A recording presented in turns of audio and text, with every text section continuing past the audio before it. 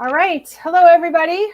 Welcome back. It is our fourth one or our fifth one, Angie, of Facebook I Live. think it's number 5. And tonight, to celebrate that milestone, we have a guest. So we're very excited to bring her to you so she can talk to you about our topic tonight. So I just want to introduce you. Our guest tonight is Valerie Tih. She is the founder of JoyFULL Coaching. She helps parents to use positive discipline based on the latest brain science and the Enneagram. She has over 25 years of experience as a speaker, presenter, and facilitator of retreats and educational workshops. And she's also a trained art therapist, certified teacher, and is certified as an Enneagram coach. Tonight, she's going to explain what the Enneagram is.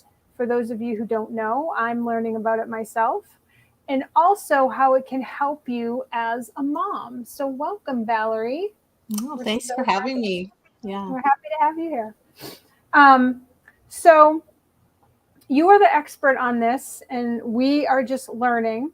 So can you give us a brief explanation about what the Enneagram is and how it can help with parenting? Yeah. So the Enneagram is a personality typing system with 9 types. And it's a little bit different than other typing systems that maybe your listeners know about, like Myers and Briggs or Colors. Like there's many personality tests out there in the world, and they usually give you information about what you are. And so they might say, oh, you're introverted or extroverted, or give you a bunch of criteria to kind of, I think they're very useful in that they show us that everybody approaches the world differently. We all have different lenses. We all go about things differently just to have a better understanding of others. The Enneagram's a little bit different because instead of putting you in a box, it helps you get out of the box that you've put yourself in. So the Enneagram helps us identify our blind spots. So when we are not present, not in the moment, we tend to fall into some habits. But those habits that we use to navigate the world are just unconscious to us. We think it's who we are, and we take ourselves to be those things. And so the Enneagram is a tool to help us discover what those blind spots are so that we have freedom to have more choice, more diversity, if you will, as we navigate life. Okay. Can you give an example of, sort of a before and after of parenting style, like how somebody would parent before they knew about this and maybe how they would after?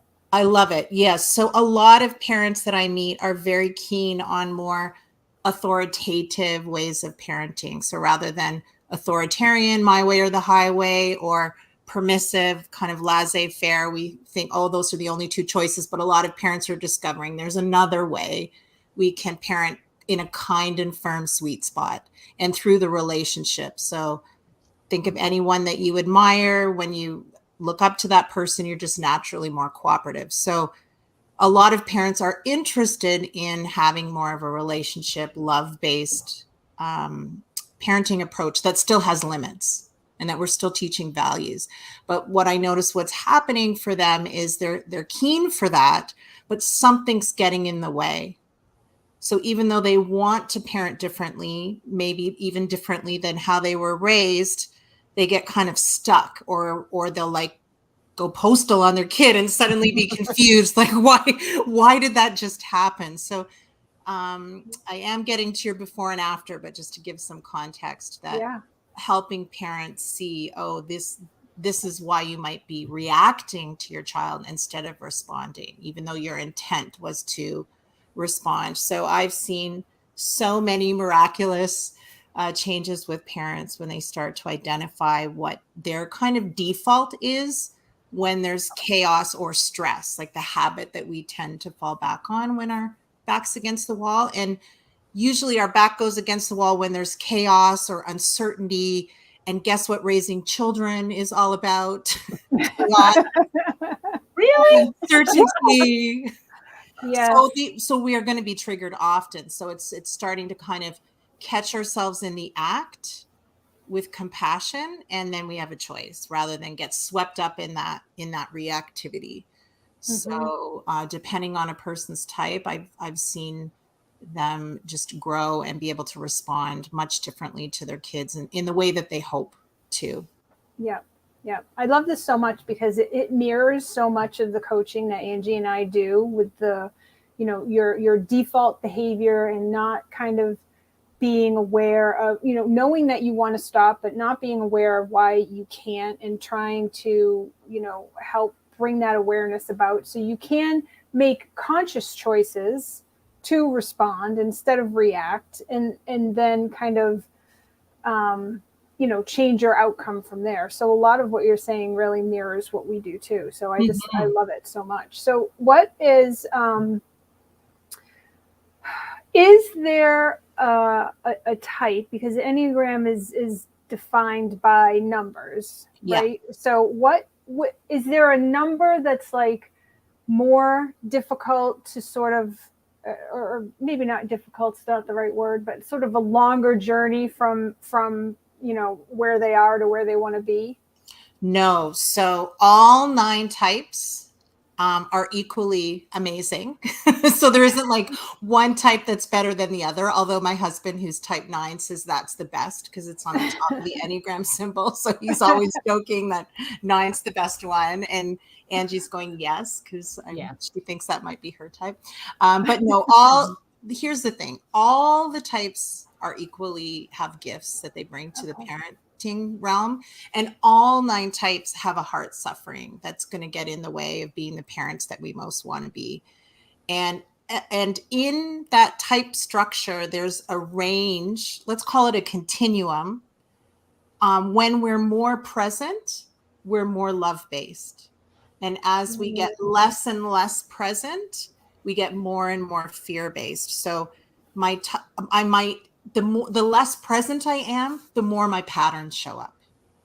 Valerie, can you take a moment just to talk about what you mean by presence? I hear that term used a lot, and I just want to make sure that our listeners and I love that you asked that. I love that because I traveled the world trying to find the guru, the book, the thing that would quote unquote fix me. And I went on this big seeking journey, and all of the wisdom traditions said the same thing: be here now, be in the now, be present. And I was like, yeah. Let's get to the good stuff. Like, okay, I got that. Everybody says that. I got it. Yeah.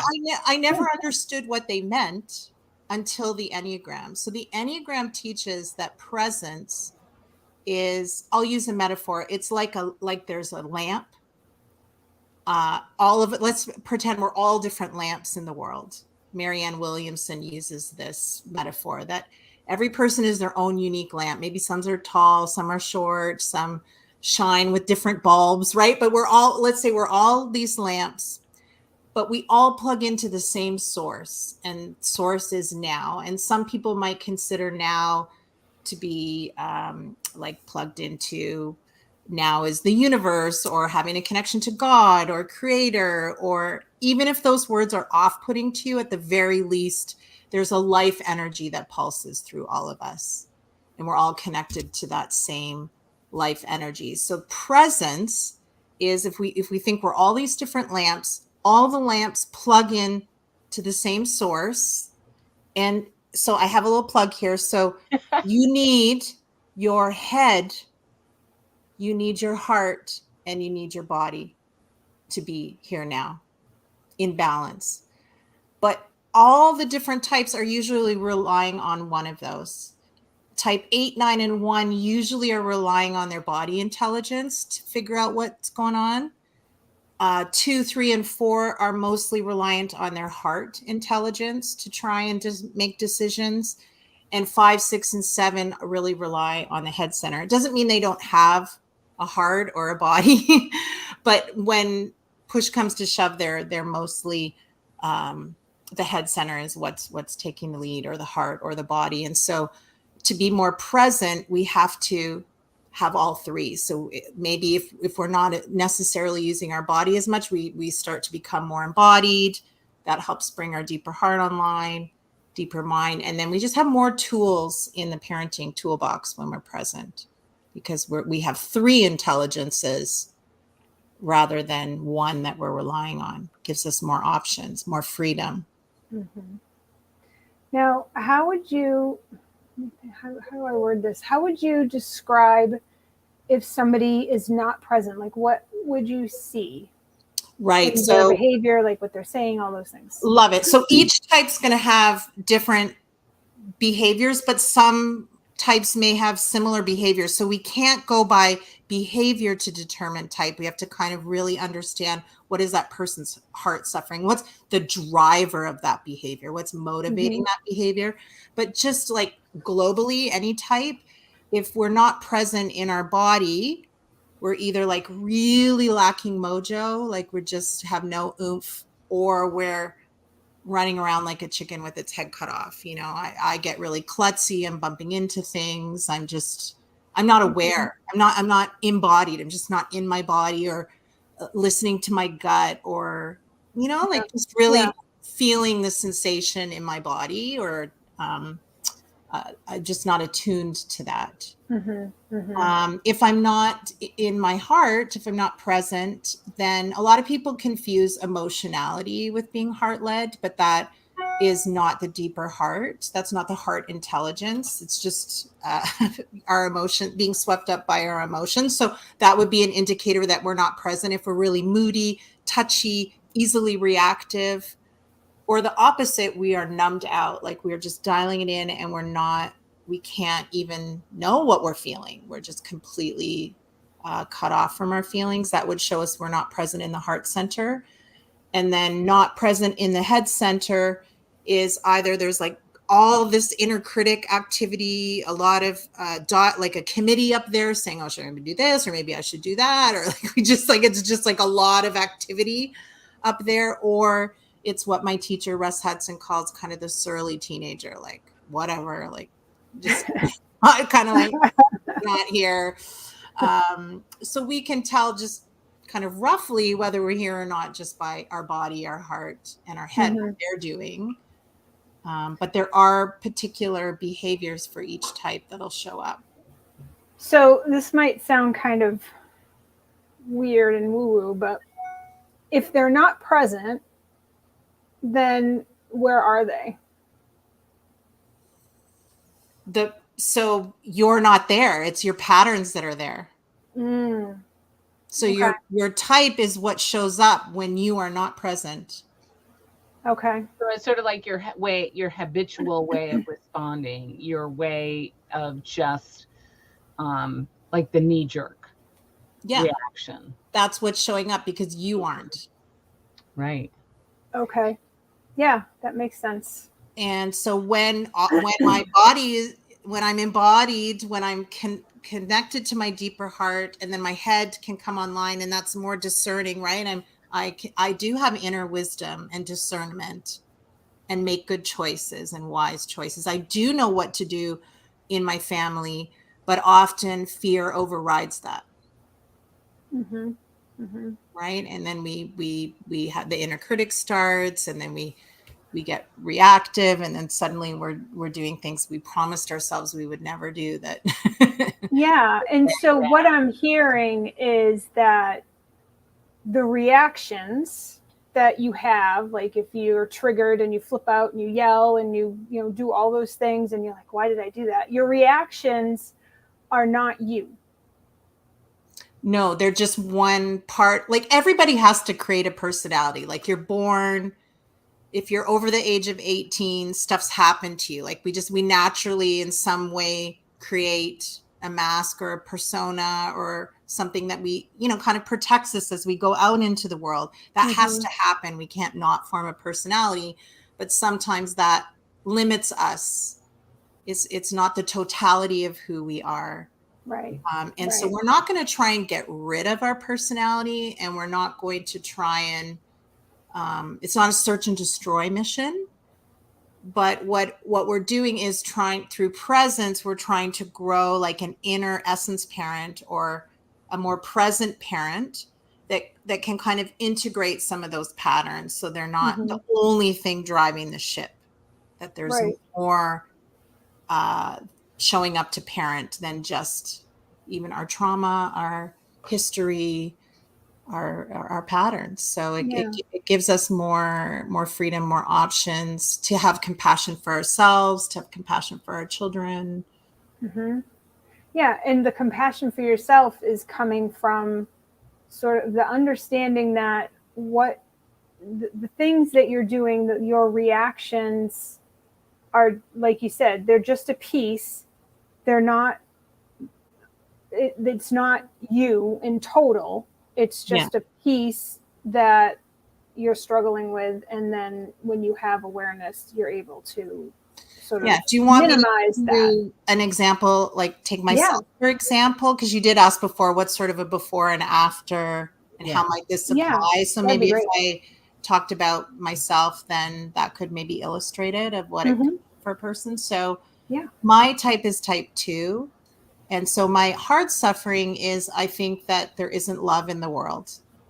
It's unconscious. I don't like kind of look around and think, oh, there isn't any love here. It's not that. It's just this innate sense. Where is it? Where'd it go? Where's the love go? You know, like I feel abandoned. I feel, I do all this giving and caring for everybody, and people don't do it back for me. I'm, a little bit of a martyr kind of energy sometimes. So, I think we're a lot of women feel a lot of 2 energy in general, because we're kind of taught in North America to self-sacrifice and to emotionally caregive.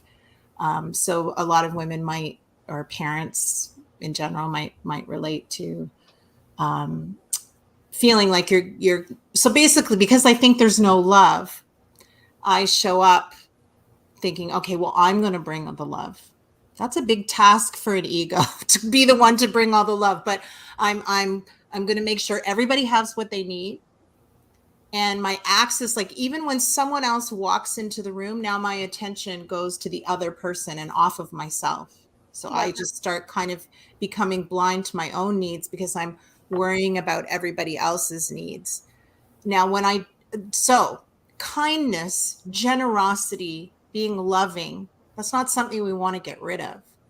But when it's coming from a place of fear and from a place of lack, then I might be getting into places that I don't belong, or up in other people's business, or quote unquote helping, when actually because I'm so identified with being a helper and being a good person and being kind, that I'm not actually paying attention to what the other person needs. I think I know better than them because I want to be helpful. And if they don't accept my help, I'm so hurt. Because I've confused, because I'm so identified with helping. It's like who I identify myself to be as the helper and the good person, that when the supermarket person doesn't return my smile, I'm crushed. Or I confuse my relationships with relatedness. So I want my relationships to look a certain way. And when they aren't, I might double down with like giving or giving compliments or ingratiating. And so and that can push people away. So then guess what? I've just proved there's no love for here. There's no love in the world. So it's a setup, right? Like I'm bringing the love, but I'm actually pushing away the love that's available to me. So like shoving it in their faces. Yes. And so love. So guess what? I get a son, my eldest son, who is a type 5, who's not very demonstrative in his personality, kind of holds his cards close. And so I'm, if my axis is leaned in, like, how was your day at school? Like, what's going on? I want to make sure the relationship's good.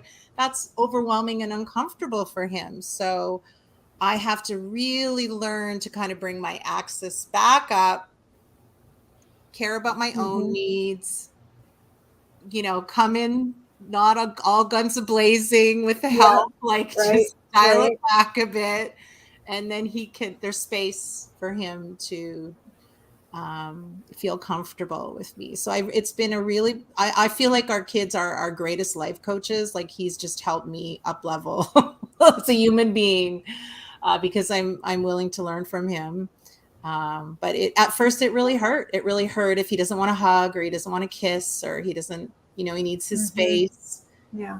For someone who wants to make sure there's love, it's like I could feel personally rejected by that, right? Yeah. It's his temperament. So yeah, I can relate to that so much, because I have a that's question. exactly what Yeah. my relationship with my daughter was, which is why I got into coaching in the first place. But all the same things that you just said, doesn't like to hug, doesn't like to kiss, like doesn't like to do any of those physical. I mean, when she was very little, yeah, but she grew out of it very quickly.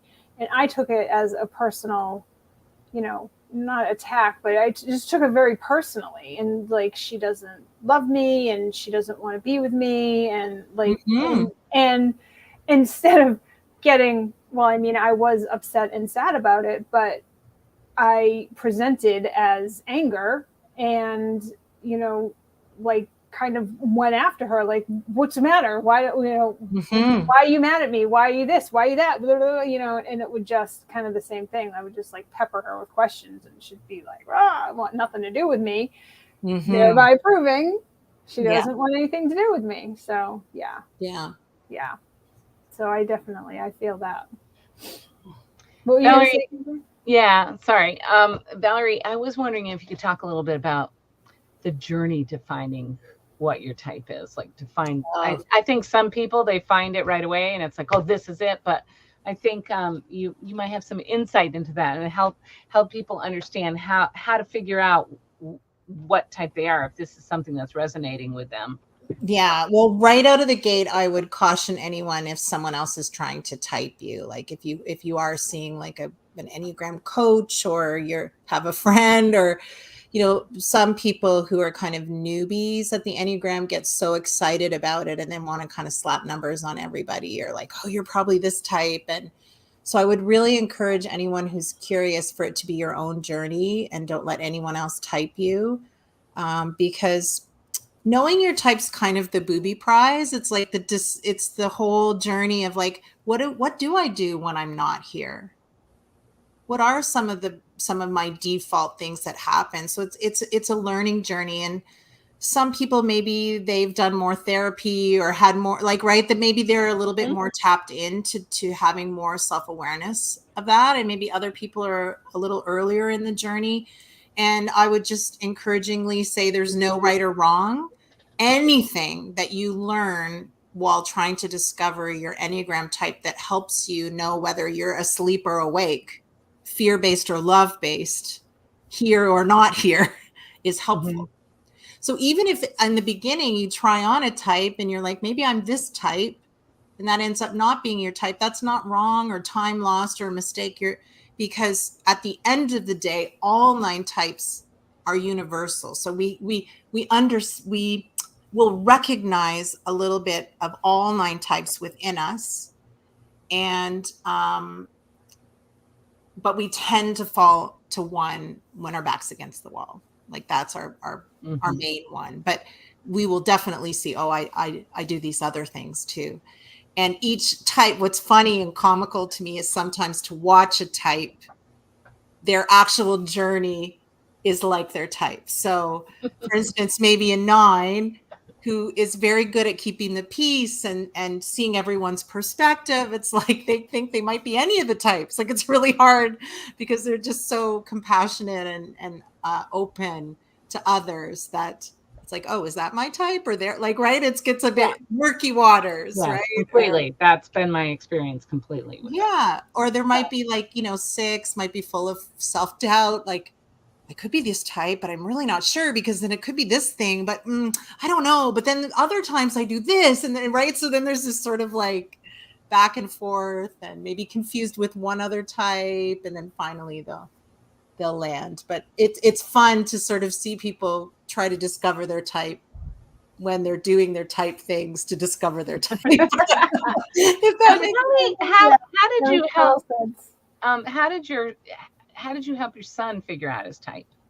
Oh, so I had some suspicions, but I also want to hold that really loosely. I think like for a parent, it's most important that I work on me and try and become as present as possible. So I open up enough space for him to land and be who he's meant to be in the world. So I don't want to kind of box him in as a type when he's still developing his personality, right? So I think we have to be a little bit cautious about that. But he actually came to me. He'd overhear me like something like this, or see me reading books or studying. He was, you know, a little boy while I was getting accredited and watched me studying so much. And then one time he also heard Riso-Hudson talking about Egypt and the history of the Enneagram. So he's type 5 and loves learning and curious. And so he asked me about it. And unfortunately, when I was away, he was asking my husband a little bit, and my husband let him do the test. Oh. So I don't know. I'm not sure. It's controversial about whether a young person should do that or not. I think he was 12 at the time. And he came up very strong as type 5. And then he asked me questions and we talked about it. And he said, yes, absolutely. That's how I feel. And so sometimes he'll call me out as a 2. And sometimes I'll say, is it like this, Tanner? Are you feeling like this right now? And then he'll say, yeah. So, but I do try and really hold it loose. How interesting, though. I wonder if he, you know, if he had if he wanted to take it later on in life, if it would match up, or if it would change. Because being a learner as a child makes sense, right? I mean, you're learning about the world. So I wonder if it changes for all of us, if it, you know, as you, in different stages of life, would it change? Yeah, I think that our actual dominant type, well, the theory is, and the thinking is, our type never changes, but we do have 2 lines. So the Enneagram symbol might look a bit weird to people. It might look a bit occultish, but a long, long time ago, people tried to understand the world through numbers and, you know, how did the cosmos work? How does change work? Why am I here? They were trying to discover the meaning of life too, just like we are. And so sometimes mathematics was used to understand nature and the world. So that's part of the Enneagram symbol. And it's actually a very precise map. So each number has a line to 2 other numbers. And those are like your magic. This is what I love about the Enneagram, actually, and why I'm a lifelong learner, is those 2 keys show you how to expedite your psychological and spiritual growth. That's fascinating. Yeah. It really is. It's very layered. I've only, well, I learned about the Enneagram through Angie when we met, because she talked about it. But other than that, I hadn't really heard about it. So I've only kind of dipped my toe in it. But it's very, you know, it's so interesting. It really is fascinating how it all comes together. Yeah. So we only have a couple more minutes. I have a question. I don't know if you have a question, Angie, so maybe we can both end with a question if you have one. So my last question is, so what do you think is the most important thing for moms to know about learning about the Enneagram? Can I say a couple things? So No. Dang it. Okay, you can say a couple. I'll be concise. Okay. A lot of people are worried about they might discover something horrible about themselves. I would say whatever you're suffering with right now, that's the worst thing. This is going to help liberate you from that. So the worst has already happened. So don't worry oh, I'm going to discover something and that's going to be awful. So I would just reassure people that this can only bring freedom to you and to, you know, it's like we've lived our whole life kind of only in the bathroom of our house. We talk, but it's oh, there's a whole mansion to occupy. So that's what the Enneagram's inviting you to. So some other fears that people have, it's going to put them in a box. No, it's going to get you out of that little bathroom that you've been stuck in and give you so many more resources. And it is dynamic. It's very, very dynamic. And the other thing, and I already cautioned about, don't let anyone else type you. That's your personal journey. Yeah. And just a test. There's great Enneagram tests out there. The paid versions tend to be better than the free versions, in my humble opinion. You get what you pay for. And even the best psychological test is going to be 70 to 80% accurate. There's no test out there that's going to be 100% accurate. So the test is just a loose starting point for you to kind of see, do I do those things? Is that? And so it's like just a little discovery area. And the if you do something like the READY test from the Enneagram Institute, the low scores also give you some information like, wow, I this is totally off the map for me. Maybe there's some like shadow work there, or a part of myself that I deny here, that if maybe I paid attention to that and grew that a little bit more, it would help balance out some of this polarized fear-based way that I default into. Mm-hmm. What's a good site for people to go to learn what their Enneagram is? The Enneagram Institute's great. I also have on my own website like a free download, like 5 ways to discover your Enneagram type. So that can give more than just, it has some tests, links to tests there. It has some excellent books. A book is another great way, or to watch a panel. Like there's lots of free panels on YouTube. So there might be a bunch of people who are type 2, and then the panel host asks them questions and they answer what it's like to be a 2. And that can be really powerful, or people like, oh my gosh, that's like, is this person inside of me? Like they get really like, whoa, that can be really mind blowing. So, or having an Enneagram coach who won't type you, but like help you kind of explore what it is that you do. Okay. And where can people find you?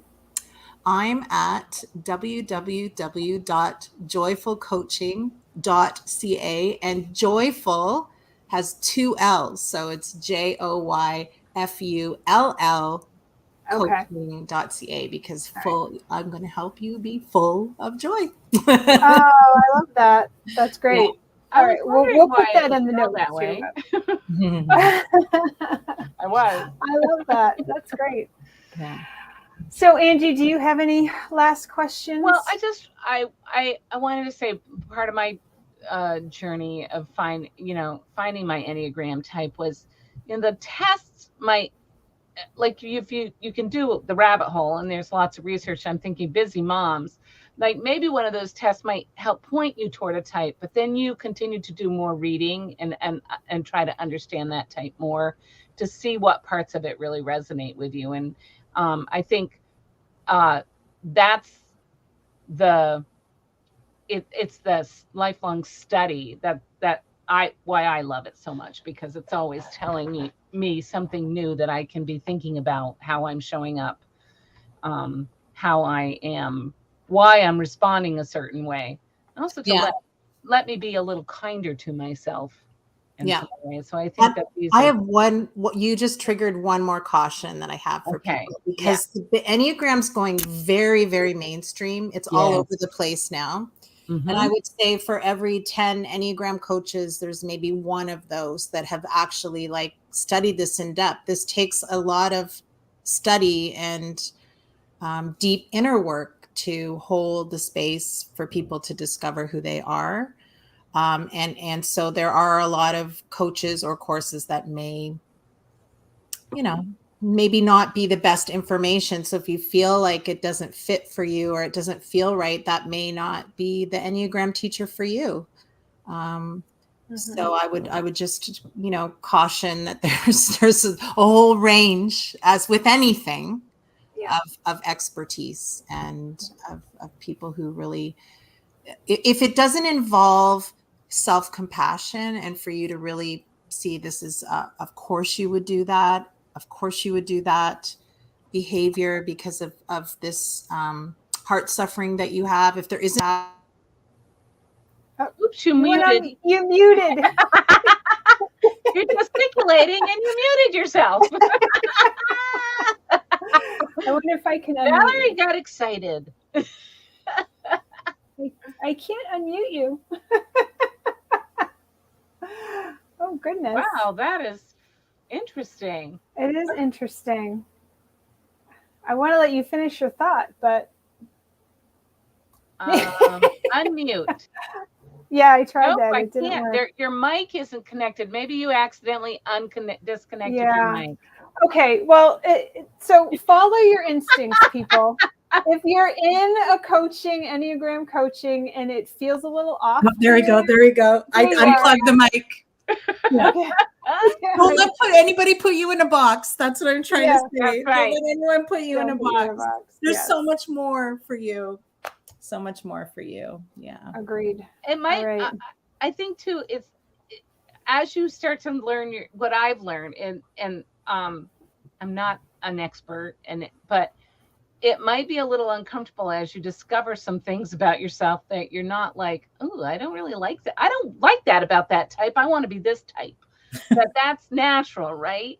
But I think what I heard you say was it shouldn't feel bad. Like if somebody's using parts of the Enneagram that it's like feeling bad, like, oh, that's a bad part. It's not really that kind of tool. Yes.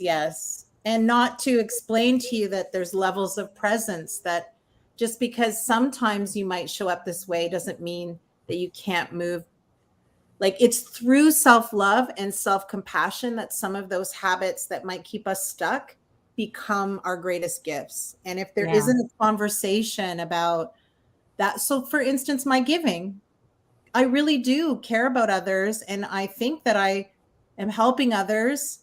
But when I'm less present and I'm just doing that from my heart, and I'm not embodied, and I'm not just using my mind and discerning, I'm only relying on my heart, then I may not be noticing what's actually needed in this situation. And sometimes that's a no.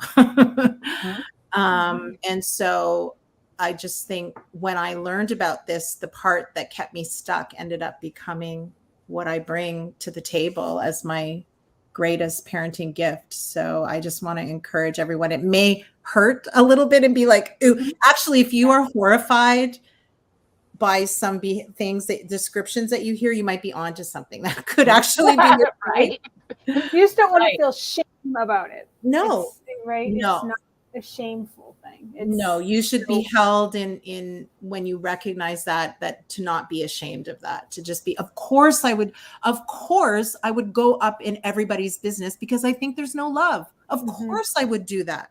Right. It makes perfect sense. It makes perfect sense that I would do that. So I can forgive myself for that I was really well-intended. I had no idea I was manipulating people or sliming them with my kindness, or people felt my neediness. I had no idea. Yeah. Right. So there's grief around that I felt initially, like, wow, look at what I've been doing. That was like a bit ouch. But of course, I do those things. Yes. Give yourself a break, moms. Yeah. Was it Maya Angelou or Oprah that quoted Maya? I can't remember, but now you know better. Like, better, do better. Right? Yeah, I think it might have been Oprah, but I think it was Maya Angelou. She did. So I think it probably was. Well, I really appreciated this conversation. I think our listeners, ought to be able to take something from this. It's just such a beautiful. You teach a course, so if they want to learn more, that's right, they can. Yeah, that's right. And I will put your website in our notes so people can find you. But this was great. I thank you for coming on and explaining this. Like, I know more now than I did before, so I'm excited. I'm so happy to hear that. Yeah, so I think this was really good. So thank you. And I love the questions. You asked really great questions, so I really appreciate that. Oh, thank you. All right. We're going to end this, everybody. Good night, and we will see you in a couple weeks, Wednesdays at 7, and we hope you found this helpful. So bye. Bye, everybody.